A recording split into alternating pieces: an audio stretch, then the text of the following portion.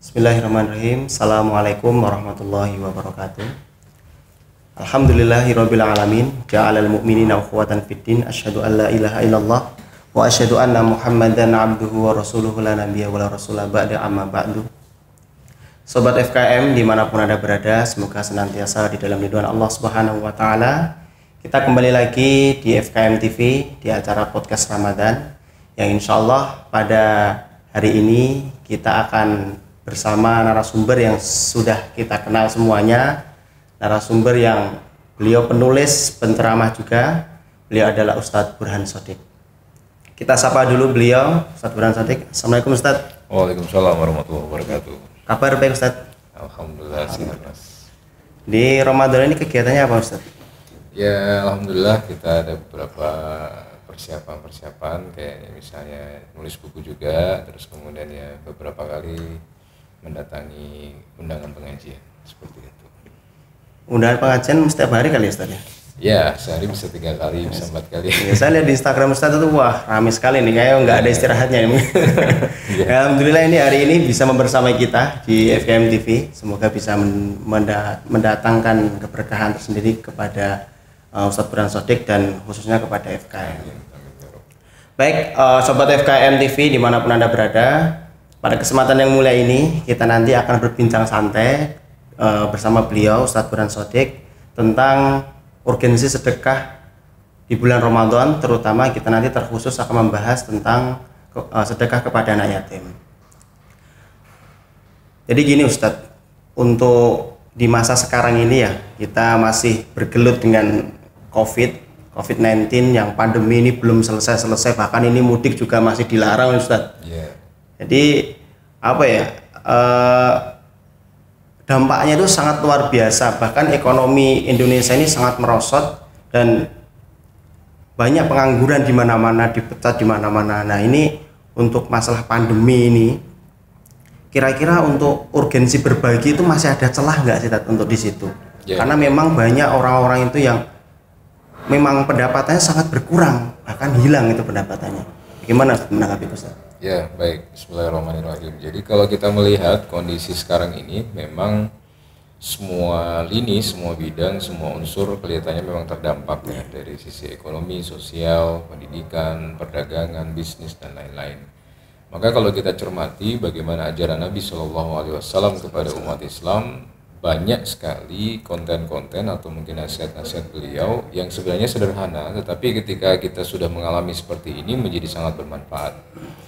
Contoh saja misalnya ketika ada perintah untuk berbagi makanan kepada tetangga, itu kan satu hal yang simpel. Kalau kamu memasak, banyakin kuahnya, kemudian sampaikan atau berikan kepada tetangga-tetangga di sekitar kamu. Artinya dari situ saja kita mengambil satu nilai bahwa sebenarnya seorang mukmin, seorang yang beriman itu tidak boleh tidak peduli. Seorang yang beriman itu tidak boleh cuek dengan kondisi di sekitarnya. Kalau dia berada di sebuah masyarakat, dia harus paham tentang kondisi masyarakatnya apa, kebutuhan mereka seperti apa, kemudian dia harus menjadi bagian dari solusi untuk menyelesaikan masalah-masalah itu. Karena sebaik-baiknya orang adalah orang yang paling bermanfaat untuk orang lain. Oleh karena itu, maka seorang mukmin diharapkan dengan imannya ini, apalagi ini di bulan Ramadan, dia berusaha untuk menjadi seseorang yang solutif, ya, menyelesaikan masalah orang-orang di sekitarnya. Maka dibutuhkan kepekaan nurani, kepekaan pikiran, kepekaan hati. Dia melihat sekitarnya ini, apa sebenarnya yang paling urgent bisa saya bantu.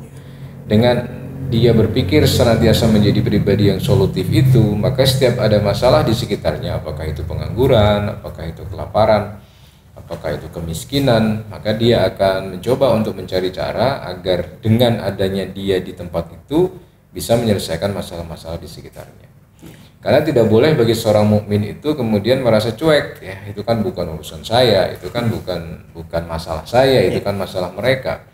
Justru karena ada masalah itulah maka kita diminta untuk memiliki akal, untuk memiliki karya, untuk memiliki program-program sesuatu sehingga bisa memberdayakan orang. Tidak cuma kitanya yang berdaya tapi memberdayakan orang.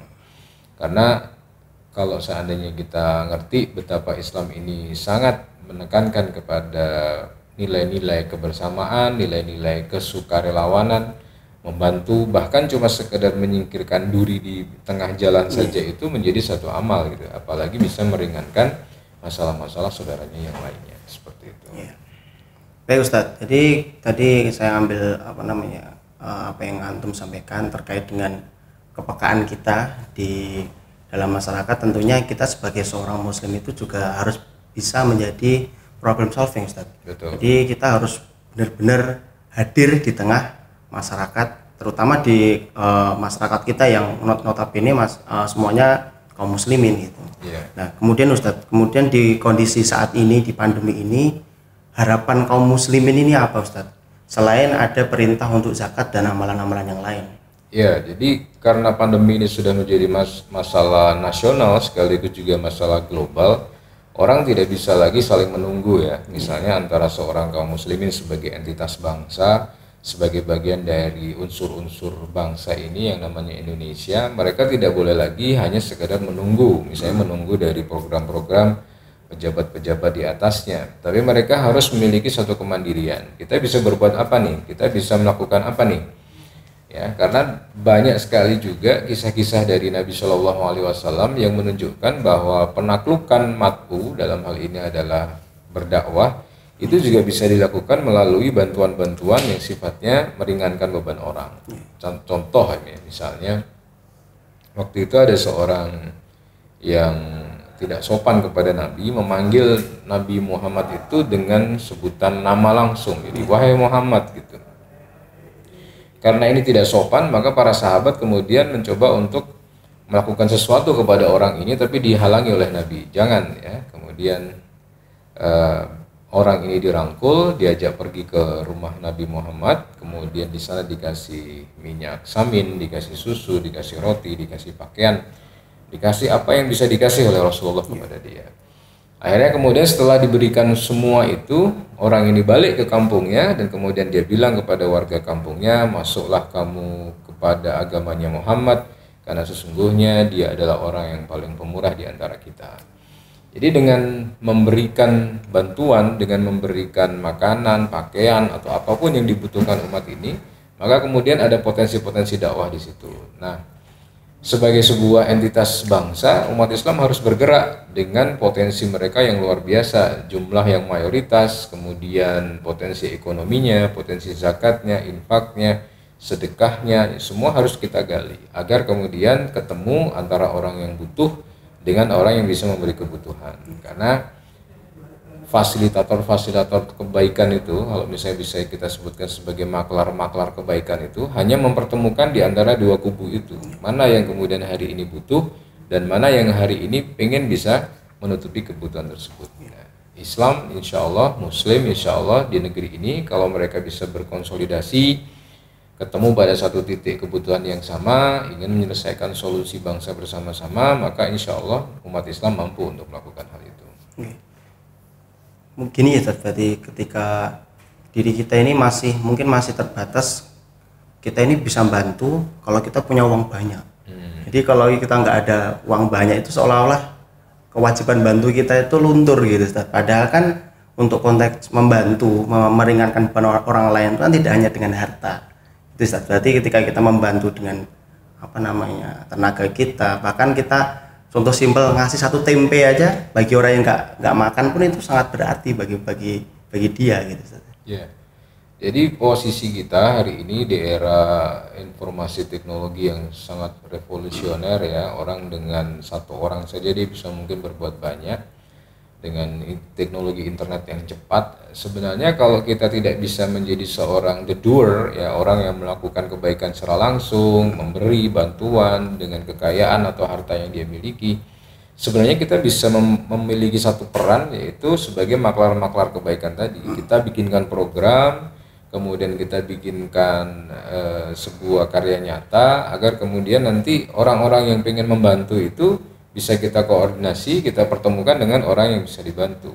Meskipun bukan tangan kita yang kemudian memberikan harta dan bantuan tersebut, tapi kita menjadi bagian dari gerbong-gerbong kebaikan yang tersambung menjadi satu sambungan yang sangat produktif seperti itu. Baik, kita lanjutkan Ustadz untuk pembahasan kita pada hari ini. Jadi kita sudah membahas masalah urgensi berbagi di tengah pandemi yang begitu luar biasanya. Tidak ada alasan lagi untuk kita untuk menutup diri untuk berbuat baik. Nah, kemudian untuk urgensi sedekah sendiri Ustaz bagi kaum muslimin. Karena sedekah ini menjadi salah satu jalan kebaikan yang sudah diajarkan Rasul kepada kita untuk mendapatkan jannahnya Allah Subhanahu wa taala. Ya, dalam sebuah hadis yang cukup panjang ya diriwayatkan bahwa memang Rasulullah Nabi SAW itu pernah mengatakan bahwa di dunia ini kaitannya dengan harta itu Allah membagi menjadi 4 kelompok ya. Jadi satu adalah orang yang diberikan harta dan dia diberikan ilmu. Maka dengan ilmu itu dia gunakan hartanya untuk kebaikan-kebaikan. Sementara kelompok kedua adalah orang-orang yang tidak diberikan harta tapi hanya diberikan ilmu saja. Lalu kemudian orang-orang seperti ini ketika melihat kelompok pertama mereka akan mengatakan, ya Allah, kalau seandainya aku diberi harta, aku juga akan melakukan hal yang sama seperti kelompok yang pertama tadi. Lalu orang-orang ini mendapat pahala sama seperti pahala orang-orang yang sebelumnya. Sementara orang ketiga adalah orang yang diberi harta tetapi dia tidak diberi ilmu. Maka dengan hartanya itu dia gunakan untuk foya-foya, untuk melakukan kemaksiatan, untuk mendurhakai Allah Ta'ala, sehingga hartanya tidak ada manfaat sama sekali, kecuali hanya untuk menjadi pemuas hawa nafsunya. Sedangkan kelompok keempat adalah kelompok yang tidak diberi ilmu dan juga tidak diberi harta oleh Allah. Maka kelompok 4 ini kalau lihat kelompok ketiga, dia juga akan mengatakan hal yang sama. Kalau saya dikasih harta, saya akan berbuat dosa yang sama seperti kelompok ketiga, dan dia dapat dosa tanpa mengurangi dosa yang ketiga sedikit pun. Dari sini kemudian kita mengambil satu kesimpulan bahwa memang memiliki harta saja itu tidak cukup kalau kita tidak memiliki ilmu untuk mengelolanya. Harta itu akan menjadi kendaraan menuju surga kalau memang kita gunakan secara baik ya. Tetapi harta juga bakalan membelit kita di leher-leher kita ketika harta itu tidak kita gunakan untuk kebaikan. Maka urgensi sedekah itu sebenarnya kebutuhannya lebih kepada kita pribadi ya, bukan kepada orang lain. Kalau orang lain mungkin mendapat manfaat dari sedekah kita itu iya, tetapi bahwa kita akan mendapat pahala dari sedekah-sedekah yang kita berikan itu juga sesuatu yang pasti. Maka dikatakan a'udzubillahi minasyaitonirrajim, ya ayyuhalladzina amanu anfiqu mimma razaqnakum min qabli ayyatiya yaumul la bai'un fihi wala khullatun wala syafa'ah. Hai orang-orang yang beriman, maka berinfaklah ya, sebelum nantinya akan datang satu hari di mana di situ la bai'un fihi wala khullatun wala syafa'ah. Tidak ada jual beli dan tidak ada pertolongan. Maka oleh karena itu hari ini kita dikasih kesempatan nih oleh Allah Subhanahu wa taala. Ya, kita masih hidup di dunia, masih diberikan kesempatan untuk berbagi, untuk meringankan beban orang lain, untuk menolong orang, untuk menjadikan diri kita sebagai bagian dari kebaikan-kebaikan juga. Maka itu harus dimotivasi ya. Karena banyak orang kadang dia punya harta tidak tahu mau digunakan untuk apa. Makanya kita saksikan hari ini di kanal-kanal YouTube ya, betapa orang memamerkan ya kekayaan-kekayaannya ya, menunjukkan bahwa ini harta saya, ini harta yang saya miliki. Kemudian harapannya mungkin orang akan mengatakan wow gitu ya, orangnya kaya gitu. Padahal kekayaan sebenarnya bukanlah kekayaan seperti itu. Kekayaan sebenarnya adalah kekayaan yang bisa mengantarkan kita kepada surga.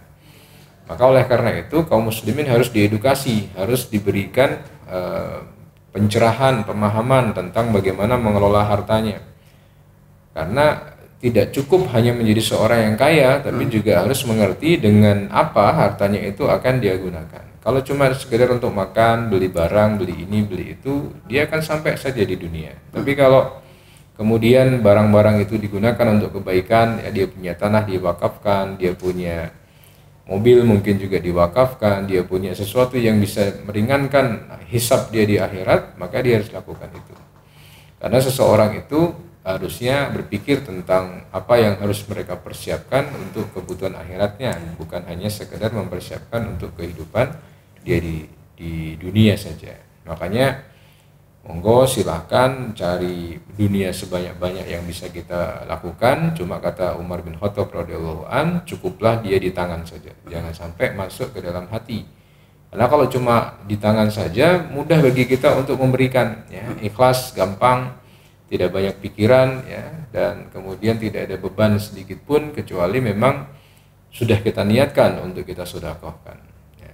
Dan kalau itu sudah menjadi satu kebutuhan ya, kebutuhan secara primer buat kita sebagai seorang mukmin di hadapan Allah Subhanahu wa taala, maka pasti akan diusahakan seperti itu. Baik Ustaz, seperti halnya di dalam sirah banyak dijelaskan ya Ustaz ya tentang kedermawanan Rasulullah. Rasulullah hidupnya dengan sederhana tapi selalu ada tempat untuk berbagi.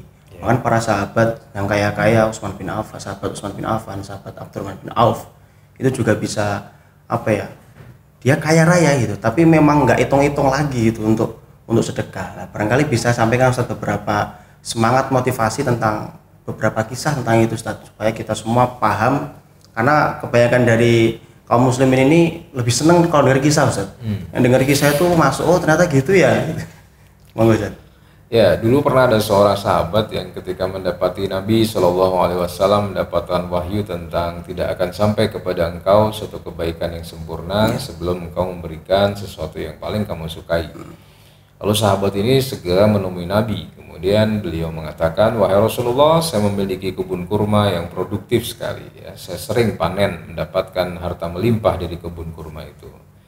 Karena saya mendengar engkau mendapatkan wahyu bahwa tidak akan sampai kepadamu kebaikan yang sempurna sebelum kamu menginfakkan atau memberikan barang yang kamu sukai, maka saya sedekahkan, saya infakkan kebun kurma ini untuk Islam ya Rasulullah.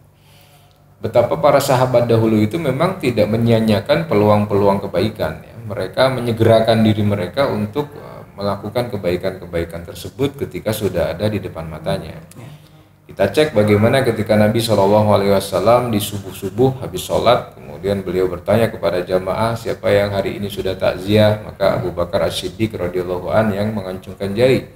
Siapa yang sudah melayat ya, siapa yang sudah menengok orang sakit, siapa yang sudah sedekah, siapa yang sudah berbuat ini, berbuat itu, hampir semua sudah dilakukan oleh Abu Bakar As-Siddiq. Padahal itu masih subuh-subuh hari.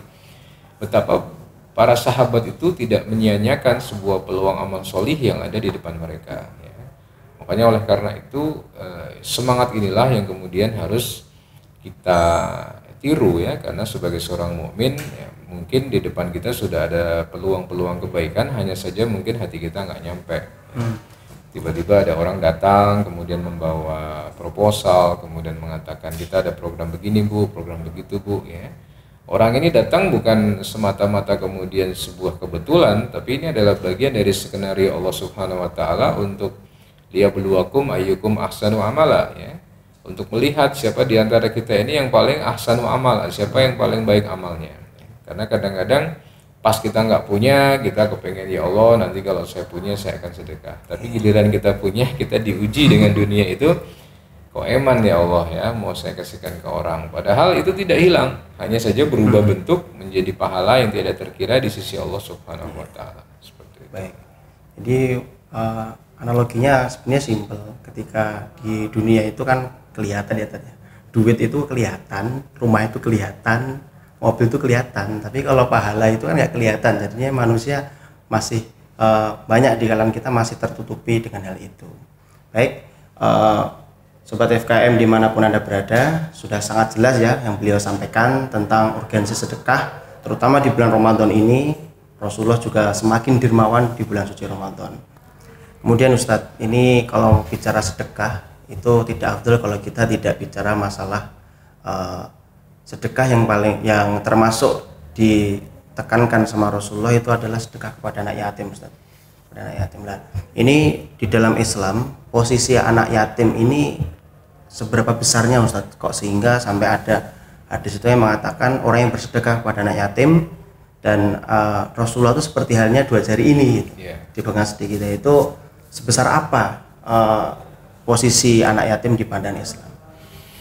Ya baik, jadi di dalam sebuah hadis disebutkan Rasulullah SAW bersabda, orang yang memelihara anak yatim di kalangan umat muslimin, memberikannya makan dan minum, pasti Allah akan masukkan ke dalam surga kecuali yang melakukan dosa yang tidak bisa diampuni ya. Hadis riwayat Tirmizi dan Ibnu Abbas ya.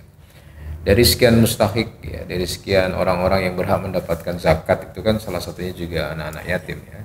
Mereka disebut yatim itu ketika mereka ditinggalkan ayahnya dalam posisi belum balik, ya, belum bisa menafkahi dirinya sendiri. Maka dari sekian kelompok masyarakat, segmen kelompok masyarakat, yatim ini termasuk yang harus kita prioritaskan untuk dibantu, ya. Agar mereka nanti pada usia tertentu mereka sudah bisa berdaya, kemudian mereka sudah bisa menafkahi dirinya sendiri, lebih produktif dan lebih banyak bisa membantu orang lain lagi ketika mereka lebih berdaya dari sebelumnya. Maka perhatian kaum muslimin terhadap generasi yang mungkin hari ini ditakdirkan oleh Allah Subhanahu wa taala menjadi seorang yatim ini harus dikuatkan lagi agar mereka tidak kemudian menjadi pribadi yang cuek terhadap lingkungan di sekitarnya. Anak-anak yatim harus difasilitasi dengan pembekalan-pembekalan, tidak cuma sifatnya sedekah konsumtif, mungkin sembako, mungkin hal-hal yang bisa dimakan langsung habis, tetapi juga sedekah-sedekah yang sifatnya bisa membuat mereka lebih produktif, lebih punya skill, lebih punya kemampuan untuk menafkahi diri mereka sendiri. Maka oleh karena itu tentang upaya-upaya untuk membuat mereka lebih berdaya ini harus terus digiatkan lagi. Misalnya kayak pelatihan-pelatihan atau mungkin memberikan modal kerja atau memberikan sebuah lahan atau wahana bagi mereka untuk dikelola sehingga mereka memiliki lokasi untuk bisa berdaya, bisa bekerja, bisa berproduksi dan bisa melakukan banyak hal.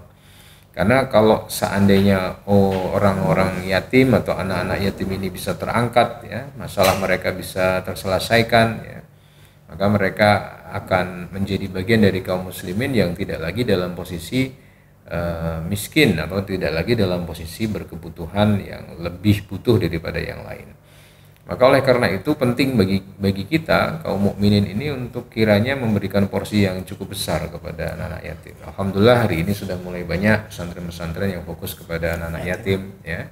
Kemudian banyak lembaga-lembaga kemanusiaan, lembaga zakat, infak, sedekah yang juga memberikan program-program kepada mereka.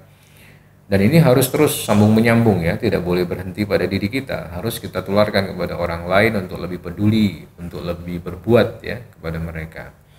Karena dengan mereka nanti bisa, istilah bahasa Jawanya itu bisa mentas, ya, bisa selesai dari urusannya, insya Allah itu akan memudahkan urusan kita juga, seperti itu.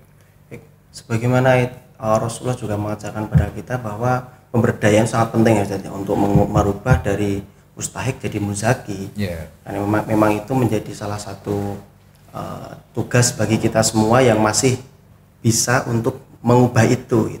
Itu pandangan Ustaz gimana Ustaz tentang program-program yang istilahnya kita bisa mencetak program dan kita bisa memfasilitasi para mustahik sehingga nanti bisa menjadi muzaki di kemudian hari.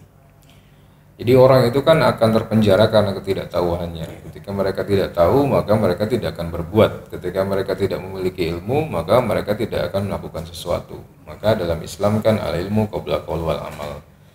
Ilmu itu sebelum perkataan dan sebelum perbuatan, ya. Kalau kita menghendaki anak-anak yatim ini kemudian di masa depannya mereka lebih memiliki visi, lebih memiliki kemampuan untuk berdaya ekonomi dan lain-lain, maka pembekalan dalam aspek ilmu, dalam aspek soft skill harus dilakukan. Misalnya kita buat sekolah atau mungkin kita buat workshop, ya, atau mungkin kita buat pembekalan yang sifatnya mungkin dengan sedikit belajar tentang itu mereka bisa buka usaha, mereka bisa kelola, kemudian mereka bisa hidup dari usaha tersebut, ya. Atau kemudian kita bisa pancing mereka untuk lebih banyak melakukan kreasi-kreasi, apakah itu membuat produk-produk, ya, apakah produk seni ataukah produk-produk yang bisa membantu manusia secara umum, produk yang sellable yang bisa dijual. Kemudian dengan begitu mereka bisa mandiri dengan ekonomi mereka sendiri. Jadi yang perlu dilakukan adalah bukan mengajarkan mereka untuk terus meminta manfaat, tetapi bagaimana caranya agar dengan diberikan sedikit manfaat, ya, disuntik dengan beberapa pelatihan, diajari dengan beberapa pendidikan, ya, mereka kemudian berilmu. Karena dengan berilmu itu insya Allah, ya, orang akan lebih berdaya. Sebagaimana dikatakan oleh Ali bin Abi Thalib radhiyallahu an, ya, ketika ditanya oleh seorang Arab Badui, lebih bagus mana ilmu sama harta? Lebih bagus ilmu. Karena kalau kamu punya ilmu, ya, ilmu itu akan menjagamu. Tapi kalau kamu punya harta, kamu harus menjaga hartamu. Ya, jadi kalau orang punya ilmu, apalagi di era seperti ini, ya, dia bisa memanfaatkan ilmunya itu untuk lebih banyak berbuat untuk umat, lebih banyak berbuat untuk dirinya sendiri dan keluarganya. Begitu pentingnya urgensi sedekah kepada anak yatim ya. Jadi sebenarnya apa sih keutamaannya gitu? Keutamaan anak yatim itu sendiri apa sih sebenarnya? Kok sampai Rasulullah mengibaratkan orang yang memelihara anak yatim, artinya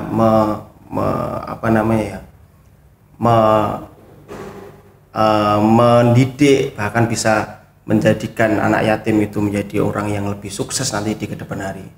Apa sebenarnya keutamaannya yang bisa kita menjadi motivasi kita kok sampai seperti itu gitu? Ya, jadi karena tulang punggung ya di keluarga itu kan ayah ya. Jadi seorang ayah ini kan di beberapa keluarga kaum muslimin menjadi satu backbone ya, tulang punggung yang sangat diharapkan.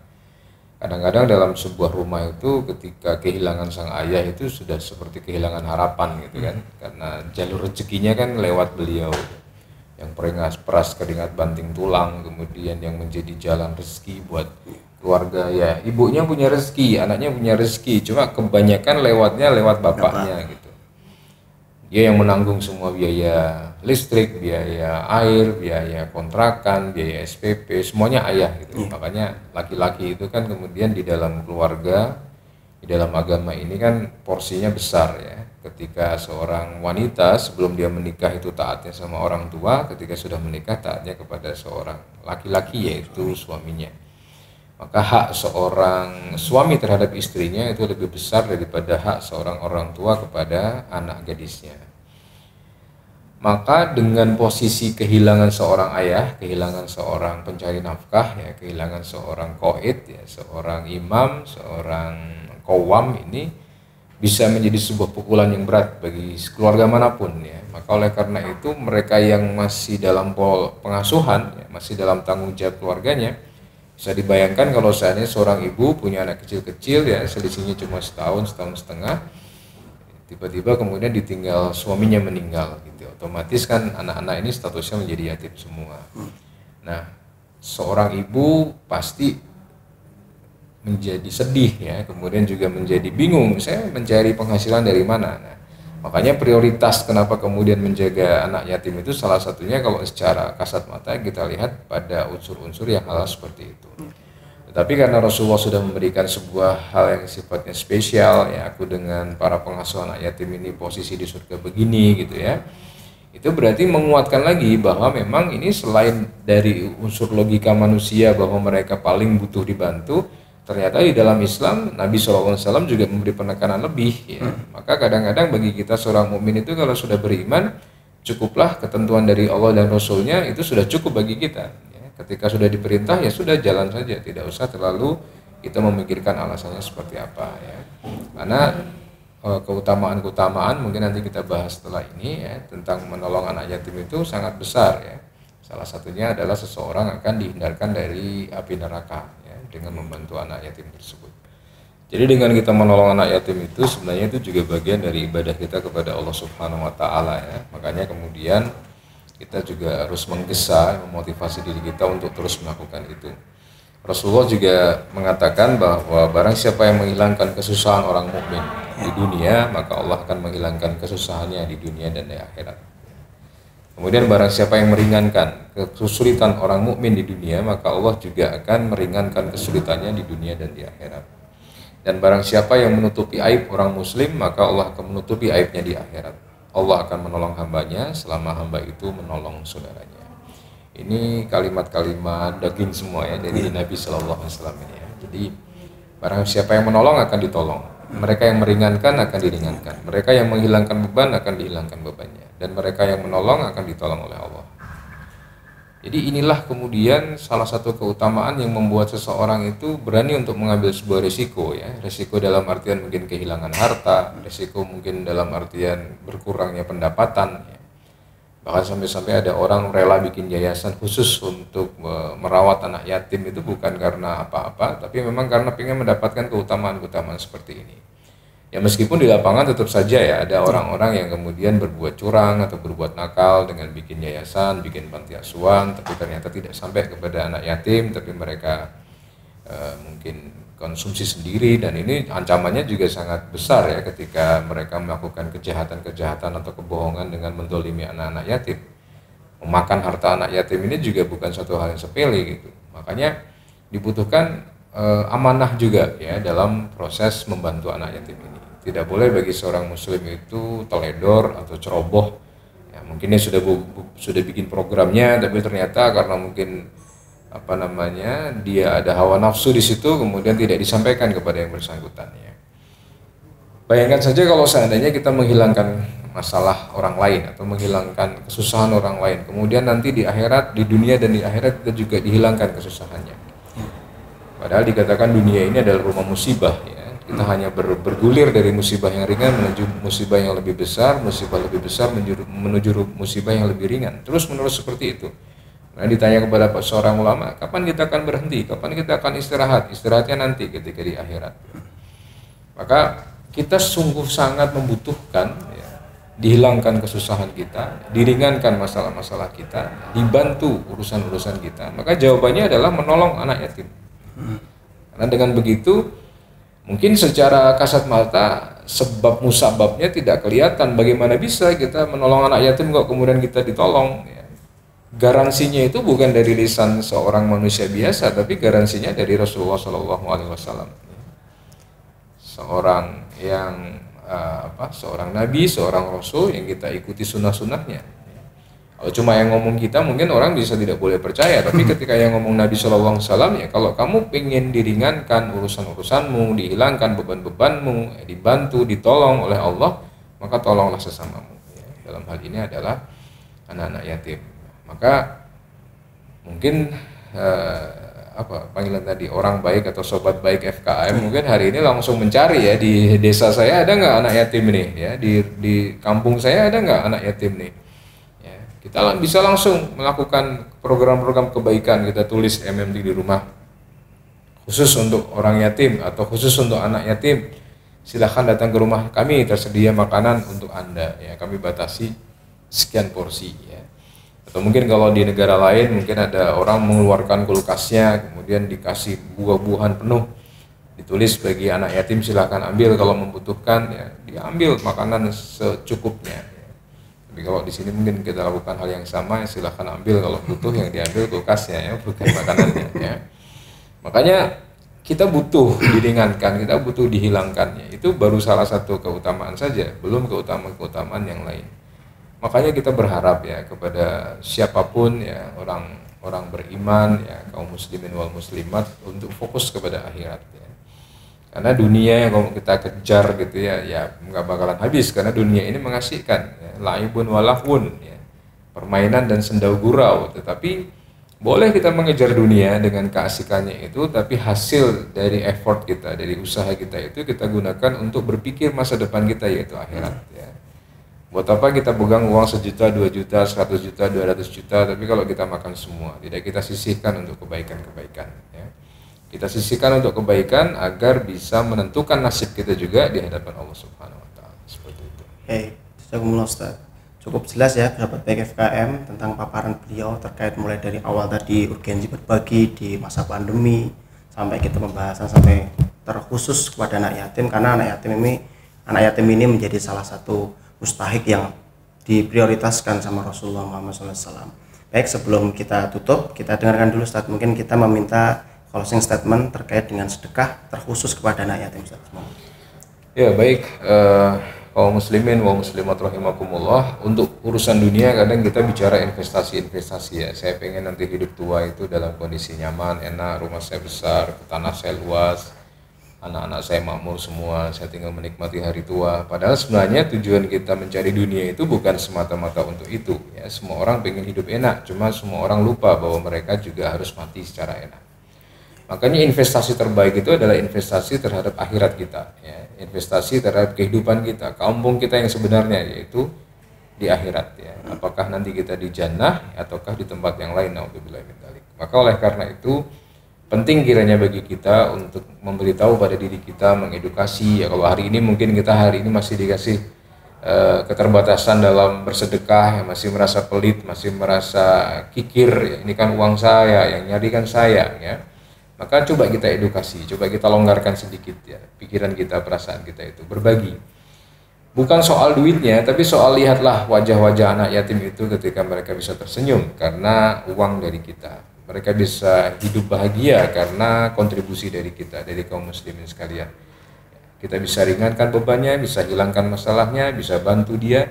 Maka insya Allah itu semua akan diberikan tempat terbaik ya di sisi Allah Subhanahu Wa Taala kelak. Ya. Maka bisa jadi orang punya harta yang sama, tapi mungkin nasibnya sangat berbeda di akhirat Allah Subhanahu Wa Taala karena keputusan dia mau bersedekah atau tidak bersedekah. Demikian dari saya, terima kasih banyak. Ya, assalamualaikum warahmatullahi wabarakatuh. Waalaikumsalam warahmatullahi wabarakatuh. Baik, kami ucapkan jazakumullah khairan katsiran kepada Ustadz Burhan Shodiq yang mau untuk membersamai kita pada hari ini di tengah kesibukan beliau. Mungkin hari nanti ada berapa jadwal Ustadz? Ada 3. Masya Allah. Sama ini 4 berarti Ustadz ya? Ya. Masya Allah, luar biasa. Jadi kita doakan bersama beliau selalu diberi kesehatan dan selalu memberikan menebar manfaat di kalangan kaum muslimin. Baik, itu tadi yang bisa kami sampaikan terkait dengan urgensi sedekah terkhusus di bulan Ramadan dan terlebih lagi disampaikan kepada anak yatim. Semoga bisa mencerahkan apa yang beliau sampaikan tadi kepada kita semuanya. Sampai jumpa di episode yang lain. Sekian dari saya. Assalamualaikum warahmatullahi wabarakatuh.